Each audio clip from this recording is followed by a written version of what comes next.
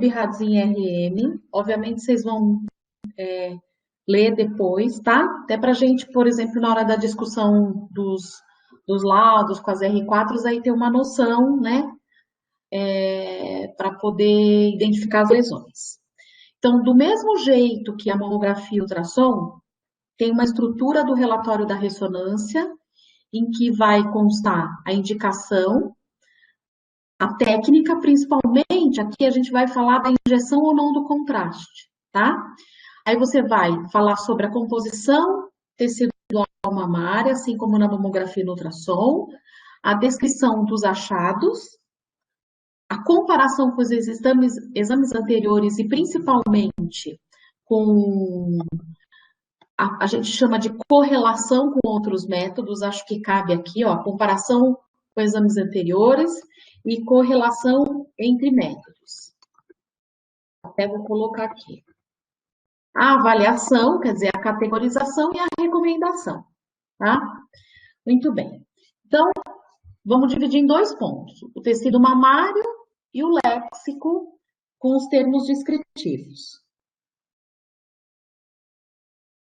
O que a gente tem de tecido mamário? A gente vai falar de duas coisas. A gente vai falar da quantidade de tecido fibroglandular e do realce parenquimatoso de fundo. Então, aqui já tem um conceito.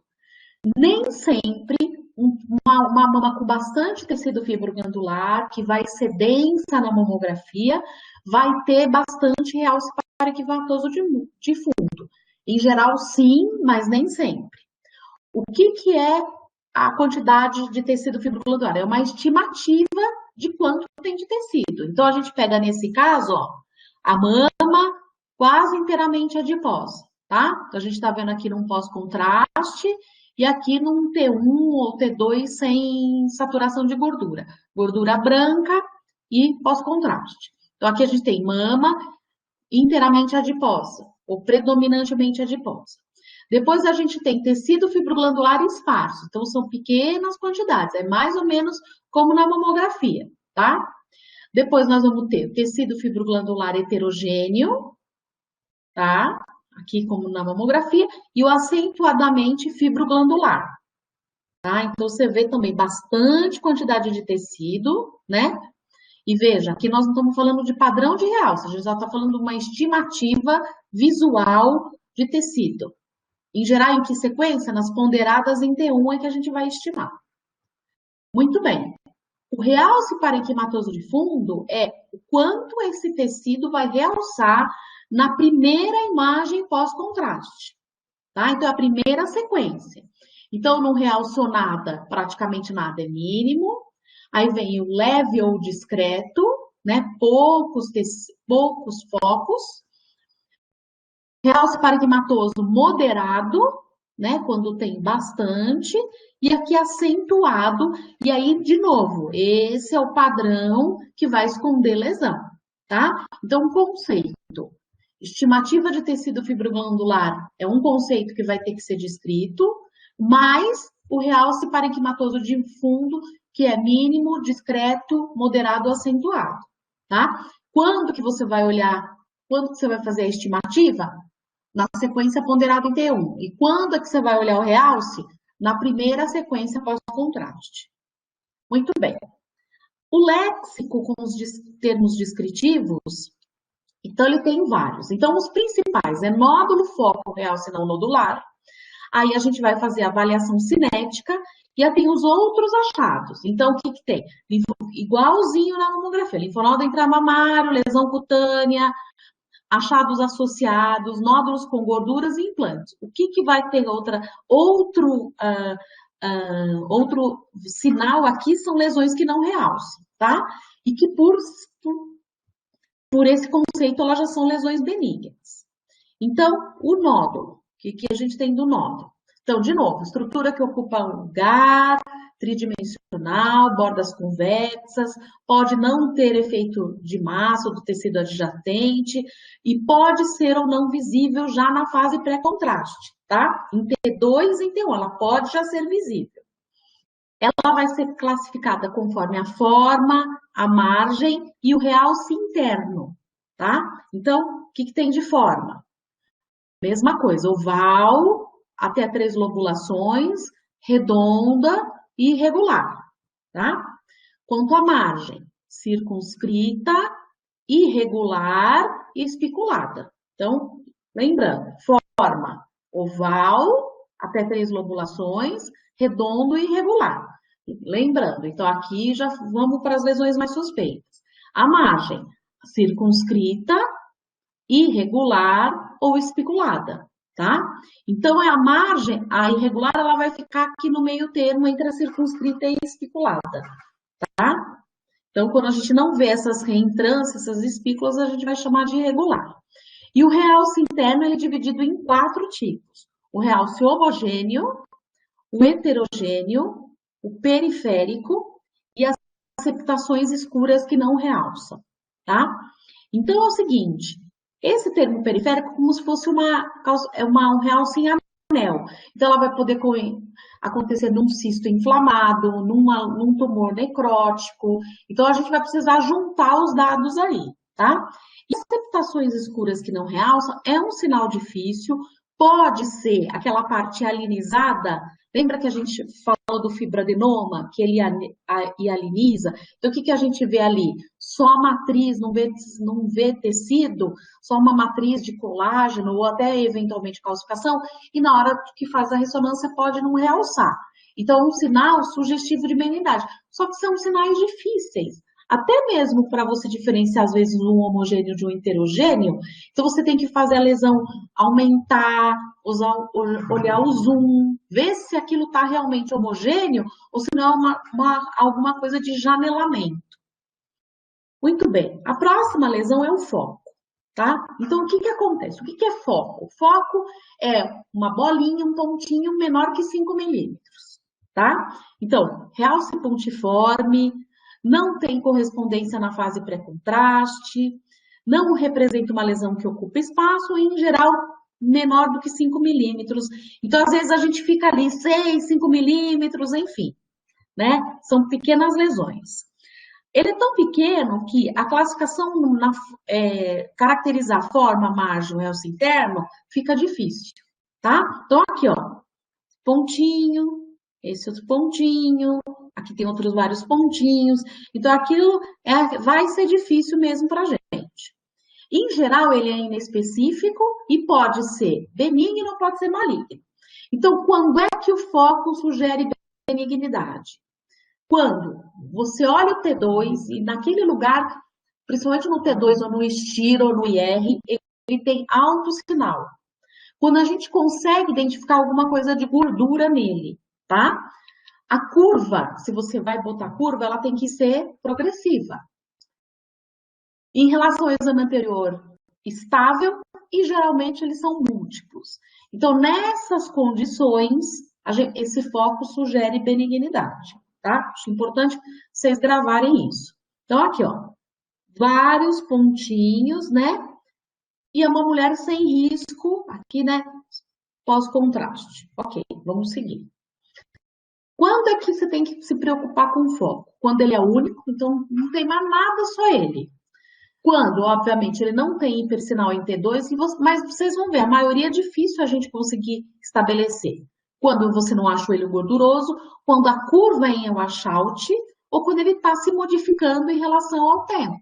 Ou ele cresceu, ou ele ficou irregular, né? Então, é os sinais que vocês vão ter que olhar ou tentar biopsiar, tá?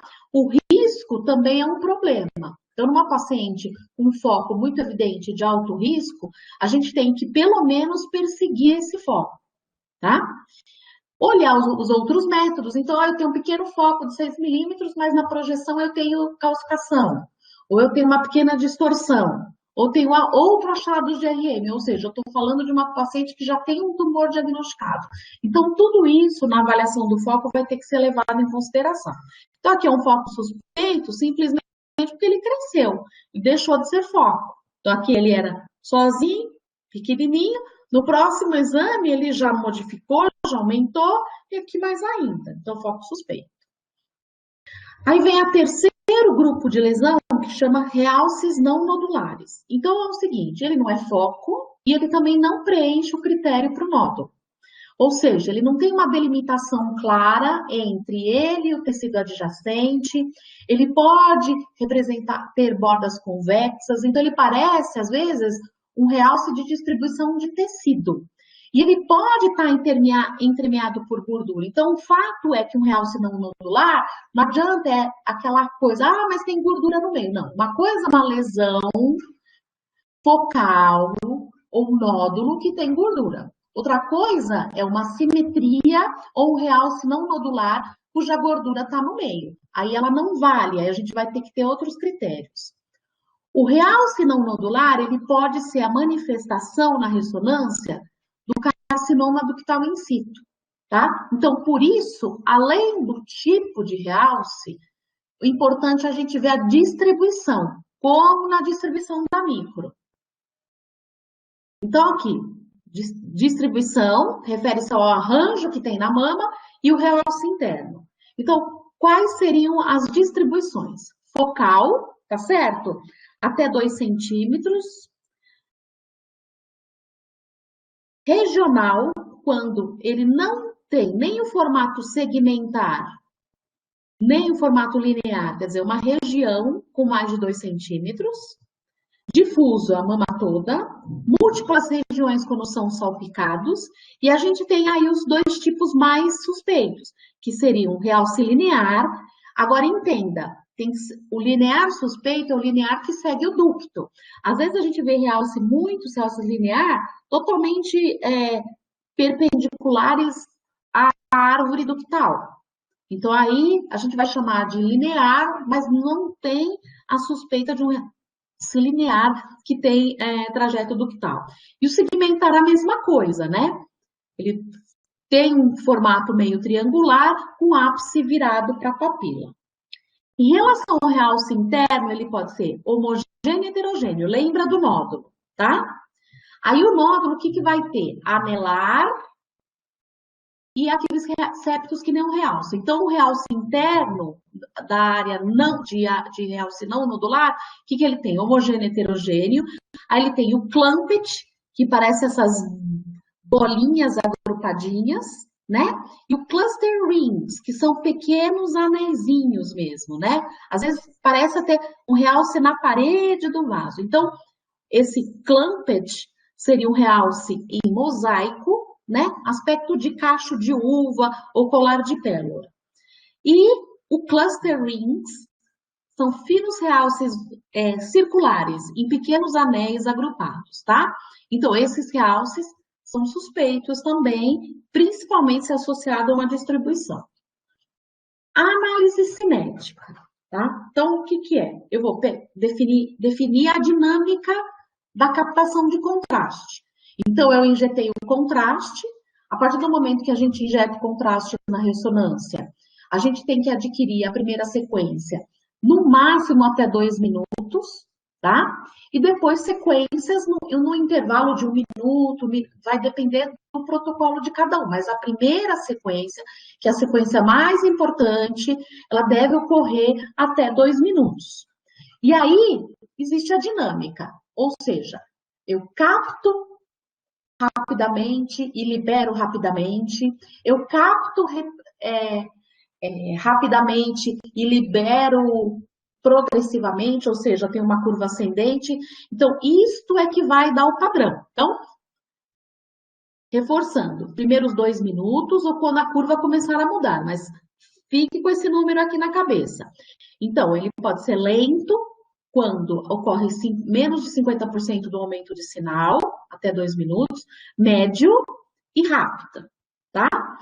Aí, depois desses 2 minutos, a curva pode persistir ou se tornar progressiva, ou seja, um aumento contínuo ou mais 10% de aumento ao longo do tempo.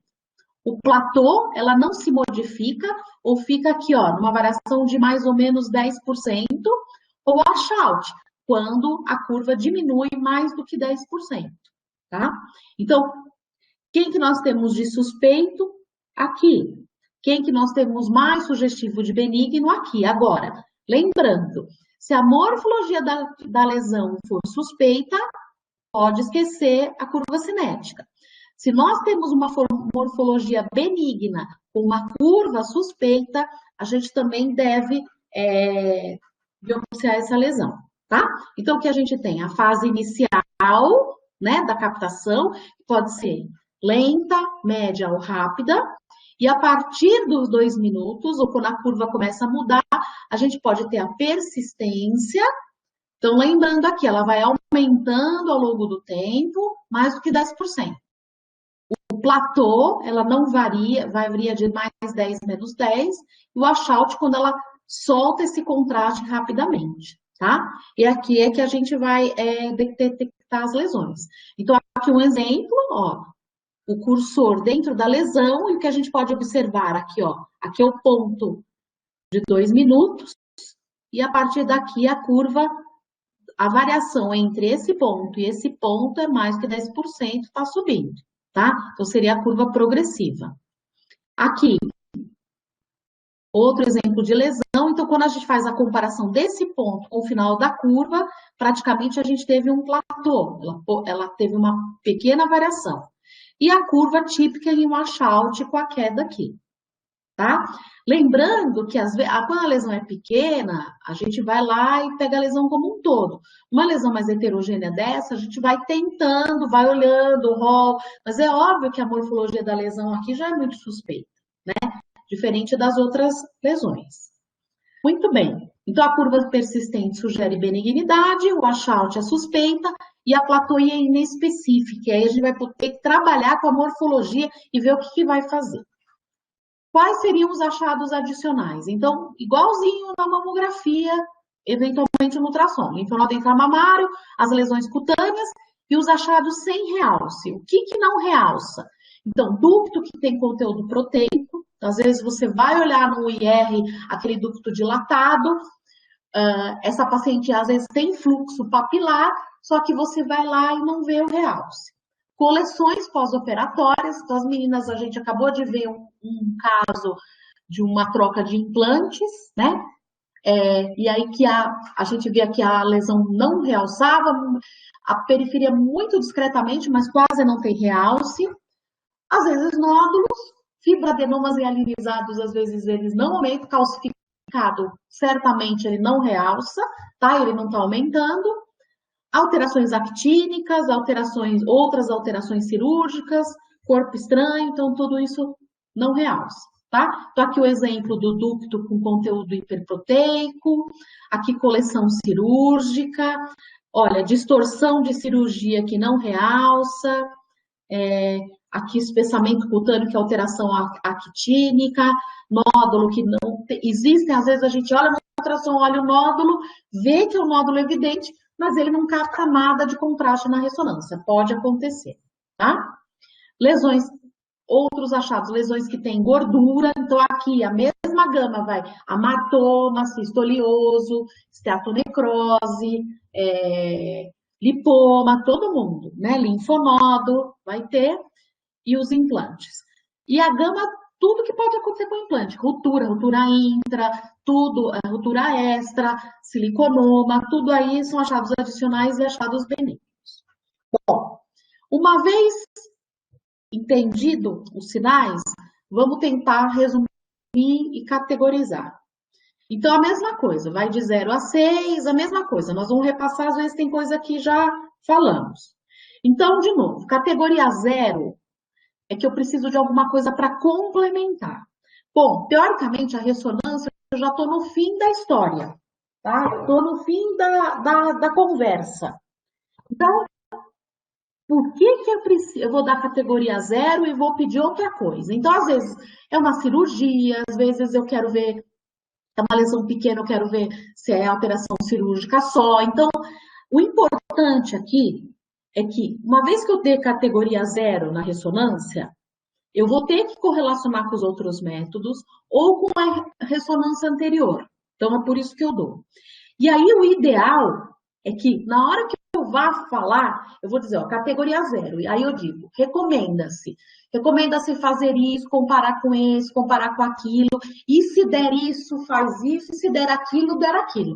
Ou seja, é já para dizer tá bom, eu vou dar 0, mas quando eu fizer o que você está me falando para fazer, é interessante que eu já resumo o que vem depois, tá? Porque a ressonância, teoricamente, já é um exame invasivo, né, do ponto de vista de contraste, mais caro. Então, o que que eu vou fazer? Eu vou pedir a ressonância, vou deixar 0, são menos especialistas em ressonância, então quem está dando categoria 0 na ressonância já deve dar a história final. Então, eu evito, eu não gosto, eu prefiro segurar o exame, já pedir tudo que a gente tem que fazer a correlação, fazer o second look, fazer a comparação e já dar o resultado sem ser categoria 0. Tá? Então, aqui tem um exemplo, essa paciente estava fazendo rastreamento para alto risco, ela tinha esse implante, e olha esse pequeno realce aqui.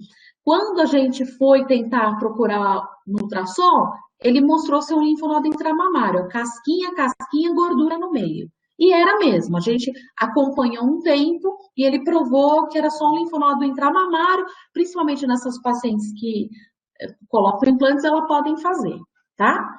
O estudo anterior com a ressonância é igualzinho aos outros, ele tem que ser relevante. Então, eu vou usar a categoria 0 de forma que é imprescindível. Então, um foco que eu estou acompanhando, um nódulo que só apareceu na ressonância, que eu não consiga fazer acompanhamento por outro método, tá? Agora, ela é inapropriada se é só para ganhar tempo ou empurrar, tá? Na sequência, vem categoria 1 e 2. Então, categoria 1 é exame negativo, categoria 2 são os achados benignos. Para ambos, o risco de malignidade é próximo de 0. E a recomendação vai ser o rastreamento de rotina com os métodos habituais. Sempre que eu for descrever um achado benigno, eu vou dar categoria 2. Se eu não for descrever esse achado, eu posso dar categoria 1. Então, eu sempre falo para você, quer pôr calcificação no laudo, dá categoria 2. Ah, essa calcificação é besta, eu não quero pôr, então dá categoria 1, ok. Então, a mesma coisa vai servir para ressonância, tá? Então, o que seria a categoria 1 na ressonância? Então, nada realçou, tá? Então, aquele exame sem realce agudo é o primordial. Então, às vezes, a gente fala assim, olha, tem isso, tem aquilo, você olha aquela fase, principalmente a subtração, e vê que nada realçou, você vai dizer assim para ela, olha, a chance de um carcinoma invasivo é próximo de 0, tá? In situ ainda a gente tem que dar uma olhada aí, mas o invasivo é próximo de 0. Só lembrar que não realçar na ressonância, ele tem um valor preditivo negativo altíssimo, ou seja, 94% para ela não ter um céu invasivo, só que você tem que tomar cuidado com a técnica. Você pode não estar realçando, porque foi uma injeção inadequada. Outro dia a paciente veio para o estadiamento, tinha lesão, e de repente o exame veio, a gente não achava, pô, mas não realçou, não realçou. Ai, às vezes, da bobeira, a gente não olha o coração, e no coração quase não tinha contraste. Então, na verdade, não foi nada de contraste. Aí volta, reinjeta, e o tumor brilha lindamente. Entende? Aí você mata o técnico, mas tudo bem. Então, lembrar se a injeção foi adequada, se o nódulo, se toda a mama está dentro do campo, né? Por às vezes eles vão fazer um FOB e cortam, ou às vezes também eles deixam a mama enorme, que você consegue fazer o exame até do mediastino, da parte da coluna, de tudo que eles colocaram dentro desse FOV, tá? Movimentação da paciente também pode fazer a lesão não aparecer, então não significa que ela não realçou. Em relação ao tumor, tem tumores, por exemplo, que podem eventualmente se confundir com o realce do tecido adjacente, né? Então, às vezes, o mucinoso, o lobular, então, não é que a lesão não realçou, mas ela se confundiu. Então, muita atenção aqui, tá? Categoria 2. Então, quem que a gente vai chamar de categoria 2? Os focos menor que 3. Então, lembra conceito de foco? Lesão abaixo de 5. Quando for abaixo de 3, a gente pode dar pequenos focos, inespecíficos, parará, e pode dar uma categoria 2 ali. De 3 a 5 milímetros, eu acho conveniente a gente usar aqueles critérios de foco de cautela, tá? Então, o hipersinal em T2, se a gente consegue ver alguma coisa de gordura, qual que é a curva, tá? E, eventualmente, um foco que chame muito a atenção, a gente vai acompanhar. Outro achado de categoria 2 seria o nódulo com septos que não realçam, né? Aquele mais típico de fibroadenoma. Agora, lembrando, isso aqui não é comum, a gente fica na dúvida nisso daqui. Então, a maioria desses nódulos, mesmo com isso aqui, a gente acaba dando um acompanhamento, vai achar no ultrassom, acompanha pelo ultrassom. Então, eu falo, não pense que esse sinal é um sinal que resolve todos os nossos problemas, tá? Lesões com hipersinal em T2 e realce, geralmente ela chama cisto, né? Mas também é um nódulo que não realçou e tem hipersinal, tá?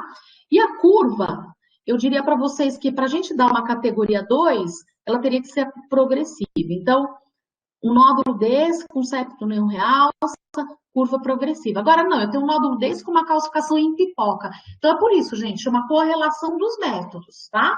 Ela pode, a ressonância eu olho para a mamografia e consigo fechar. E eu coloco lá, olha, aspecto na ressonância é tal, mas juntando com a mamografia, ultrassom, favorece a benignidade.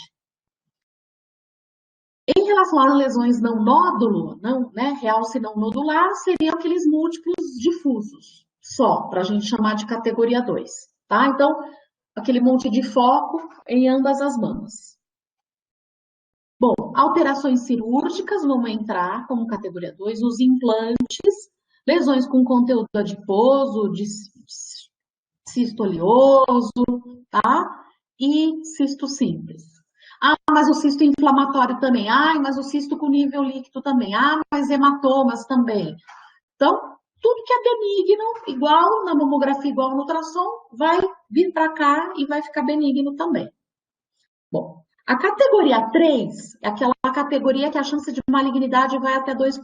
Então, a gente já sabe que a gente vai seguir precocemente. Relembrando, a gente deu categoria 3, o primeiro exame de controle é 6 meses, o segundo é 6 meses depois, e depois que completar um ano, não tem sentido ficar seguindo de 6 em 6 meses. Então, para a categoria 3, a gente tem que identificar corretamente. A gente leva, às vezes, um monte de lesão para a categoria 3. E ela precisa ser avaliada completamente do ponto de vista radiológico, para você indicar o segmento, tá? E lembrando que categoria 3 não é alternativa para biópsia. Aqui eu estou achando que é provavelmente benigno. Se eu tenho dúvida, a biópsia é mais vamos dizer, aconselhável eu indicar biópsia. O categoria 3 na ressonância é uma escolha difícil, tá? E ela geralmente não tem base científica, ou seja, a gente não vai achar coisas muito definidas. Então vai ficar meio intuitivo, né? E, olha, acho que esse caso vale a pena, vou correlacionar com os outros. Então, entendendo que se eu tiver qualquer alternativa para seguir uma lesão, que seja por mamografia ou ultrassom, eu vou escolher. Não tem muito sentido eu ficar fazendo um exame mais caro com injeção de contraste, tá? Muito bem. Quem seriam, então, BIRADS 3, mais ou menos? Os realces provavelmente hormonais, ou seja, realce não nodular, que a gente acha que é um tecido. Difícil, ó. Entende? Então, você fala, poxa, a fase do ciclo, ela menstrua, como é que tá, né? Então, a gente vê os realces teciduais, você vê que aqui é na moldura, né? Então, você vê que aqui eu tô vendo a glândula. Então, os realces teciduais, eles gostam de começar na moldura da mama, né? Então, entender um pouquinho de realce parenquimatoso de fundo. Focos, certo? Então, aquele foco que eu quero acompanhar, aquele que eu não consigo, ele é único, ele pode ter às vezes eu não consigo ver o hipersinal, eu acho que eu tenho que acompanhar. E os nódulos ovais, redondos, circunscritos, homogêneos, com curvas não suspeitas, tá? Então, esse seria aqui o B3. Então, quem? O circunscrito, de preferência, ou o macrolobulado, tá? Então, aquele benigno. E com a curva, olha, se a curva for progressiva, Então, eu já fico mais sossegada. Se a curva foi em washout, é BIRADS 4, independente da morfologia do nódulo. Agora, o problema está na curva em platô. Então, a gente pode seguir ou pode biopsiar esse nódulo. Então, vamos ter que avaliar aí a paciente, a idade, outros sinais, se ela tem outros nódulos, enfim. Tá? O segmento, como eu falei para vocês. Então, primeira coisa, 6 meses, depois 12 meses. Normalmente, onde que acontece isso aqui na prática, na ressonância? É no foco, tá? E na realce não nodular, porque o nódulo, fazendo um second look, a gente acaba achando. E aí você acaba acompanhando essa lesão por ultrassom. Agora, o foco a gente não acha, e o realce não nodular, a gente às vezes também não acha ou não consegue ter certeza. Então, geralmente, o BIRADS 3 da ressonância para essas pacientes, ela vai acontecer por esses dois achados. Lembrando de novo, é transitório, então ela vai descer ou subir dependendo do que acontecer, tá? Então, nesse caso, a estabilidade é importante, ou seja, não tem como você avaliar uma categoria 3 e a paciente não trazer os exames anteriores, ela tem que trazer. Não adianta falar assim, ó, não tem comparação. Não, você está fazendo uma avaliação de categoria 3, você tem que parar tudo e falar, ó, você tem que trazer o exame anterior. Qual que é o problema? O problema é que, geralmente, ela não tem o CD, você não consegue ter acesso ao exame inteiro, aí vira um inferno. Então, eu aviso todo mundo, onde trabalha, quem trabalha com ressonância, que tem que ter um jeito de disponibilizar o exame inteiro para a paciente. A gente vive tendo que... Ela vem com 2 chapas, não está documentado a área, a alteração, aí a gente tem que parar tudo, falar, olha, eu preciso do seu CD. Aí a paciente, coitada, volta para essas clínicas, manda gravar CD, aí você volta pro CD, aí não abre o CD, eu vou falar para vocês, é infernal. Aí quando abre, às vezes o exame tá bom, às vezes não tá. Então, de qualquer forma, resolveu fazer ressonância de mama, esse aqui é um imbróglio que a gente tem que resolver, tá? Não utilizar para lesões novas que cresceram ou tiveram modificações, ou seja, lembra a história da simetria? A simetria focal, a gente pode dar quando pela primeira vez. Aí ela vira um B3 e vai ser acompanhada. A partir do momento que ela apareceu num exame que eu já tenho anterior, vira neodensidade. Aqui é a mesma coisa, lesão nova é neolesão. Então, o que eu vou fazer? Tá, se ela tem características benignas, ok. Agora, se ela cresceu, já tem características morfológicas suspeitas, eu vou ter que implementar. Então, aquele foco de novo, ó, aqui dava dúvida, uma coisinha meio reniforme até. Agora, 2012, ele já tinha mudado um pouco. É que passou, né? Só assim, nossa, será que eu peguei o mesmo corte? E, na verdade, não tá, né? Porque aqui você vê que o implante está num corte diferente daqui. Só que aqui, definitivamente, dessa para essa, a gente pode dizer que a lesão cresceu, tá? Então, essa lesão, o que eu vou fazer agora? Tentar achar no ultrassom com mais certeza e tentar biopsiar. Se eu não consigo achar no ultrassom, eu vou ter que biopsiar por ressonância. Então, e aí lembra, né? Biópsia por ressonância é em decúbito, caríssima. Então, para quem não sabe, uma biópsia por ressonância não tem cobertura de convênio e está por volta de uns 10 mil reais, né? Seja pelo fato de ocupar 1 hora de ressonância, pelo fato de usar materiais que são caros, e aqui ainda tendo tudo para piorar, que a gente tem um implante junto aí. E normalmente a biópsia que a gente faz, quer dizer, não faz cor, a gente faz biópsia a vácuo, que é para ter certeza que vai tirar bastante para deixar clipe na lesão, tá? Bom, quando você vai considerar a biópsia para B3, é a mesma coisa. Ou seja, quando você não consegue acompanhar, quando tem alto risco, quando a paciente tem ansiosa, tá? Então, a mesma coisa para BIRADS 3 dos outros métodos. BIRADS 4. Então, já é uma lesão suspeita, cujo risco de malignidade vai de 2 a 95, e que a recomendação é biópsia, tá? Nesse caso, na ressonância, não há divisão em categoria, tá? Como a gente tem divisão em categoria nos nódulos de ultrassom, e nas calcificações. Então, lembra, a calcificação suspeita é 4B e 4C, não existe 4A, e as lesões nodulares no ultrassom, aí sim, elas são 4A, B e C. Então, na ressonância não tem essa divisão. O que seriam as características suspeitas? Então, vamos lá. Forma, margem, então, lesão especulada, lesão irregular, realce periférico, eventualmente heterogêneo, e na distribuição de não nodular, principalmente ductal e realce segmentar e curva em achado. Isso aqui é um resumo das principais sinais com os valores preditivos positivos mais altos para a malignidade. Mas lembrando que a gente tem uma associação dos achados, e aí pode ser mais suspeito ou não, tá? Mas eu diria das características mais suspeitas, essas têm os valores preditivos mais altos. Muito bem. Então, aqui, ó, lembra do realce do cobblestone, né? Como eu falo, dos paralelepípedos, do colar de pérolas, né? Realce heterogêneo, mas aqui a gente vê também um pouquinho de especulação. Olha aqui, um realce heterogêneo. Aqui eu vejo especulação também. Mas alguém pode olhar aqui dentro e achar que tem septo e não realce. Por isso que eu falo para você que o septo e não realce é um sinal difícil, tá? Então aqui, por exemplo, seriam todas lesões suspeitas. A categoria 5 é a mesma coisa que no ultrassom e na mamografia. Eu diria para você que na prática a gente só dá categoria 5 para aquela lesão especulada com microcalcificação, bem suspeita, e que ela vai ser suspeita em todos os métodos, né? Então, altamente sugestivo, mais do que 95. Né? Então, é um grupo com sinal clássico de malignidade em qualquer um dos métodos, tá?